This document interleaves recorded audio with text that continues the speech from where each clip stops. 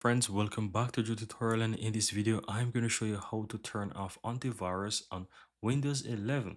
So what you want to do, click Windows key on your keyboard and you want to type in control panel. Go ahead and open up your control panel, guys, and here you will find system and security here, and depending on what view or category view you're seeing, it could be looking like this. Category view, you want to choose system and security, and if you have, for example, a large view, you simply want to scroll down to where you'll find Windows Defender Firewall. So click on Windows Defender Firewall, and from here, guys, you have many options here. You want to look towards the left hand side and you will find turn on, or you'll simply find turn Windows Firewall on or off. You can click on that, and here you have the option to turn these off. So you can simply go ahead and click on turn off, and this will go ahead and turn off your antivirus on Windows 11.